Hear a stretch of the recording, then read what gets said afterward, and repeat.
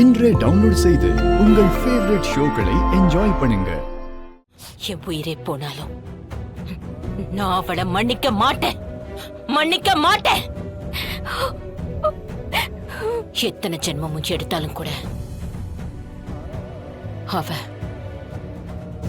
எந்த ரூபத்திலையும் என் கண்ணு முன்னாடி வந்துடக்கூடாது, என் கண்ணு முன்னாடி வரக்கூடாது.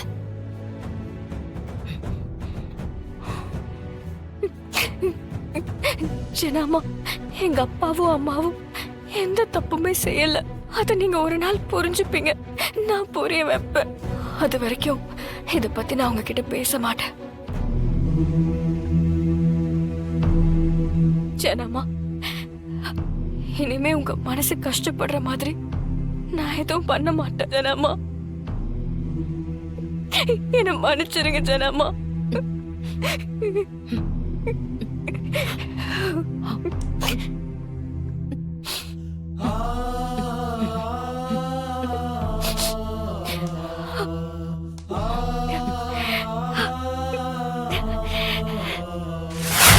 என்ன இது?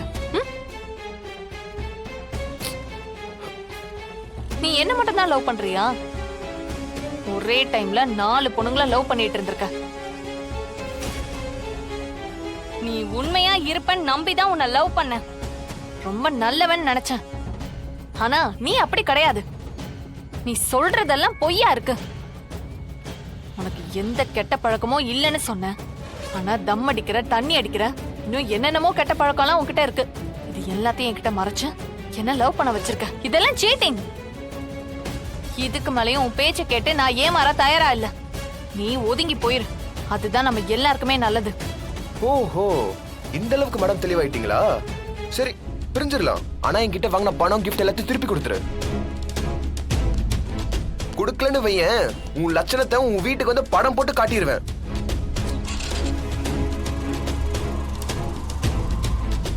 எல்லாத்தையும் ரெடி பண்ணி வை. கொடுக்க முடியலனா இந்த ரிலேஷன்ஷிப்பை கண்டினியூ பண்ணி ஆகணும். நான் சொல்றது எல்லாத்தையும் கேட்கணும். அதை விட்டுட்டு என்கிட்ட இருந்து தப்பிக்கலாம் நினைச்ச, அதுக்கப்புறம் இந்த ஜென்மத்துல உனக்கு எவன் கூடயும் கல்யாணம் நடக்காது.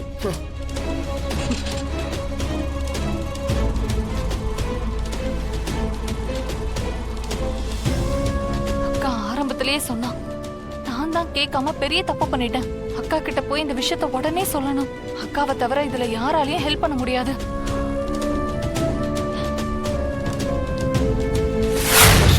நீ முதல்ல சொல்லு. எனக்கு தெலுங்கு ஹீரோ விஜய் தேவர்கொண்டா மாதிரி 6 பேக்கோட ஹேண்ட்ஸமா ஒரு மாப்பிள்ளை வேணும். பார்த்த உடனே பிடிச்சிரணும். 6 பேக் வச்சா அவர்லாம் ஒரு ஆளா? நான்லாம் நினைச்சா 8 பேக்கே வைப்பேன்.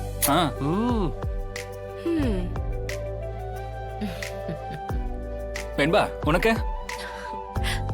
எனக்கு எப்படிப்பட்ட மாப்பிள்ளை வேணும்னு இந்த வீட்ல இருக்கிறவங்க எல்லாருக்குமே தெரியும். எல்லாருக்குமே தெரிஞ்சத நான் எப்படி நான் சொல்றது? டேய் சேது, தமிழ கேள்றா. தமிழ் சிஸ்டர், உங்களுக்கு? எனக்கு ஒரு எதிர்பார்ப்பும் இல்ல. டேய் கேள்றா, நல்லா கேள்றா. கேக்குறாருங்க. சும்மா சொல்லுங்க தமிழ். அது எப்படி எந்த எதிர்பார்ப்பும் இல்லாம இருக்கும்?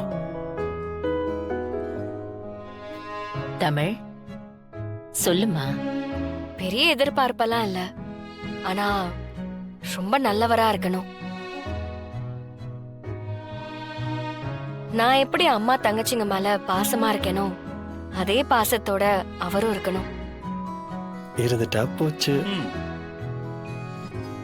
என் தங்கச்சிங்களுக்கு ஒரு அண்ணன் போல பாசத்தோட இருக்கணும். ஓகே. சுத்தி இருக்கிற யாருக்கும் கெடுதல் நினைக்க கூடாது. குறிப்பா ஹார்ட் ஒர்க்கரா இருக்கணும். பொய் சொல்லக்கூடாது. நல்ல விஷயத்துக்கு பாராட்டணும். கெட்டது நடந்தா கேள்வி கேட்கணும், அதை சரி பண்ணணும். தமிழ எதுக்கு இப்படி சுத்தி உழைச்சுக்கிட்டு மொத்தத்துல சிபி மாதிரி மாப்பிள்ள வேணான்ற? டேய் கேடி. இல்ல மாப்பிள்ள, ஜென்சிலே இல்லாத ஒருத்தர் தமிழ் மாப்பிள்ளைய கேக்குதுல, எப்படி கிடைக்கும்? வேற்று ரகத்துக்கு தான் போகணும். ஜனமா, சொல்லு தமிழ். தமிழ்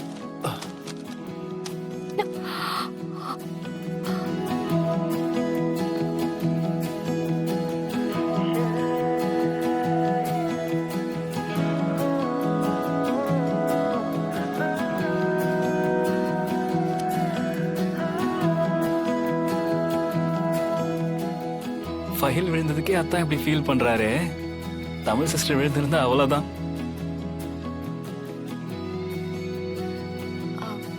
அம்மா சாரி ஜனமா. ஓகே ஜனமா, சொல்லு. அது முக்கியமான விஷயமா? இந்த ஃபைலு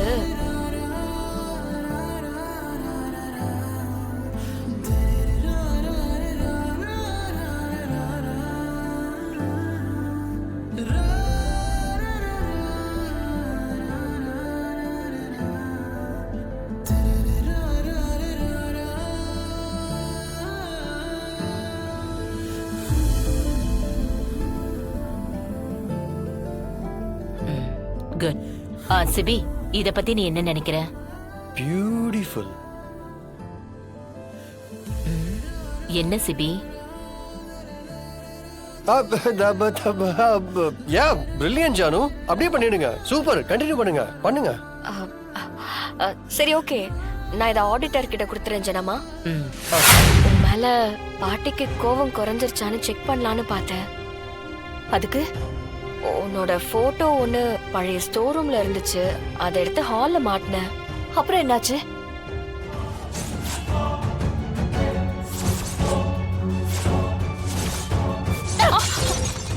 யாரு யார் இத செஞ்சீங்க? யார் இந்த போட்டோ மாட்டினது? இங்க அவளோட பேரை கூட யார் இந்த வீட்ல சொல்லக்கூடாதுன்னு சொல்லிருக்கேன். ஆனா ஜனமா இவ்ளோ கோவப்பட்டு நான் இதுக்கு முன்னாடி பார்த்ததே இல்லம்மா.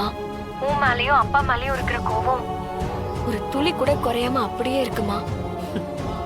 உங்க அப்பா தம் பிள்ளைய கொலை பண்ண பார்த்ததா நம்புறாங்க. அப்படி இருக்கும்போது எப்படி கோவம் குறையும்? அவங்க இடத்துல எந்த அம்மாவா இருந்தாலும் அப்படித்தானே யோசிப்பாங்க. ஆனா நீங்க எதுவுமே பண்ணலையேமா.